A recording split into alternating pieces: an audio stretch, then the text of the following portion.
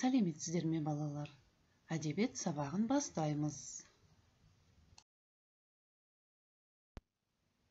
Бүгінгі сабағымыздың тақырыбы Бердібек Соқпақбаевтың «Менің атым Қожа» повесінен үзінді «Жолдама жайында» бөлімі.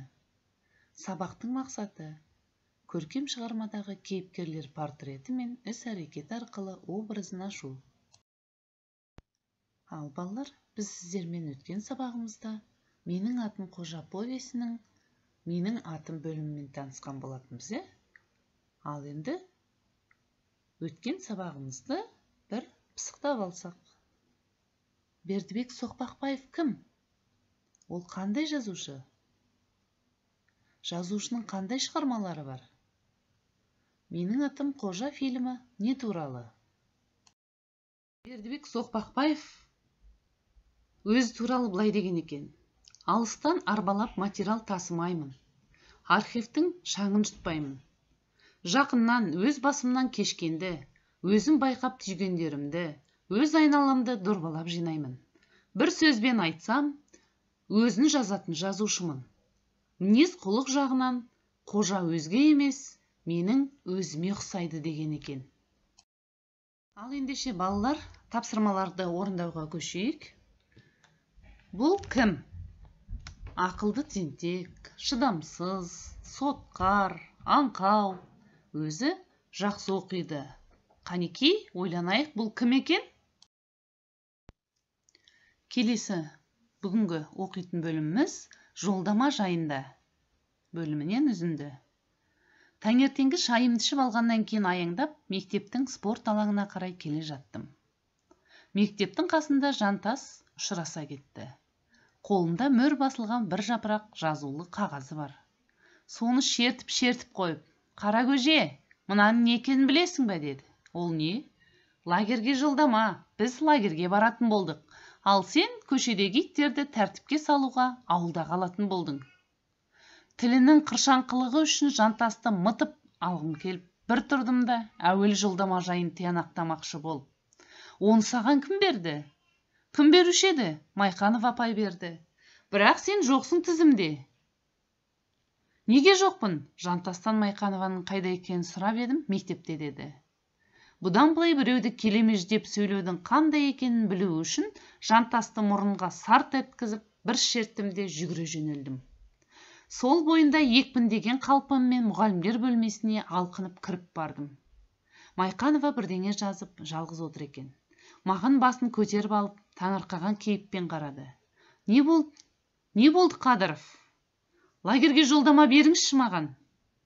Саған бұл жолы жолдама берілмейді. Екінші кезекте барасың. Неге?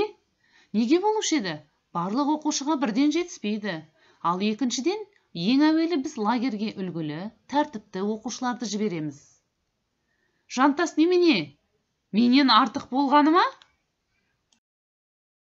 Майқанова екі бүйірінен біреу қысып қалғанда еңсесін кілт көтеріп алды. Сен немене? Мені тергегелі тұрсың ба? Майқанованың көкшіл көзі шатынай бастады. Оның бір ашуланса шапылдап, жуық арада толас бермейтінін білем.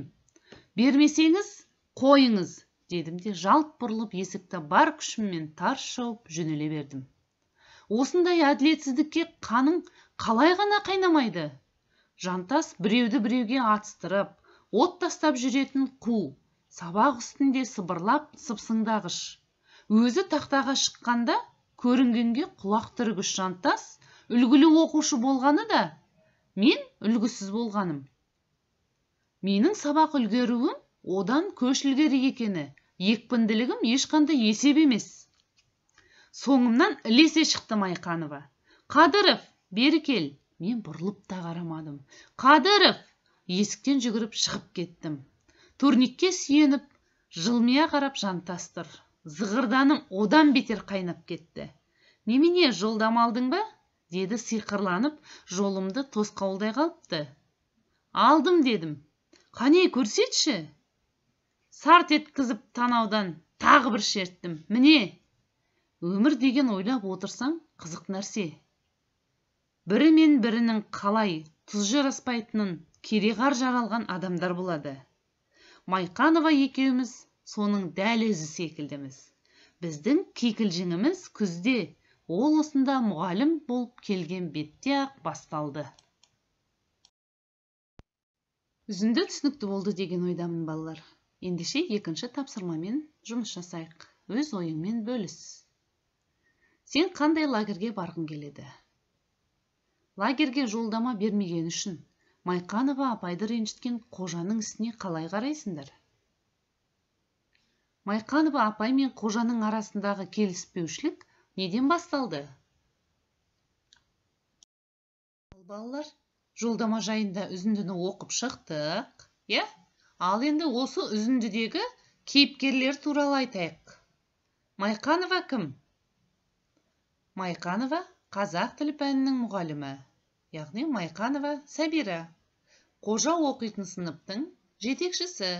Ол адамгершілігі мол, әрі ақылды ұстаз. Ендігі орындайтын тапсырмамыз балалар, үшінші тапсырма. Зерттеу картасы әдісі арқылы лагерге жолдама бөлімінен кейіпкерлердің бойынан көрген жағымды және жағымсыз қасиеттерді теріп, кестеге толтырып жазамыз. Ал балалар, сабағымызда аяқталып қалды. Ендеше менің түйгенім сауалнамасын толтырайық. Сабақта маған ұнаған тапсырма. Сабақтан үйренгенім. Сабақта маған қиындық келтірген. Сабақтан алған әсерім. Өз ойларыңызды жазып жіберіңіздер. Үйге тапсырма. Ағаттықтың азабы бөлімін оқып келу қосымша онлайн мектеп платформасындағы берілген тапсырмаларды қарап оқып шығамыз.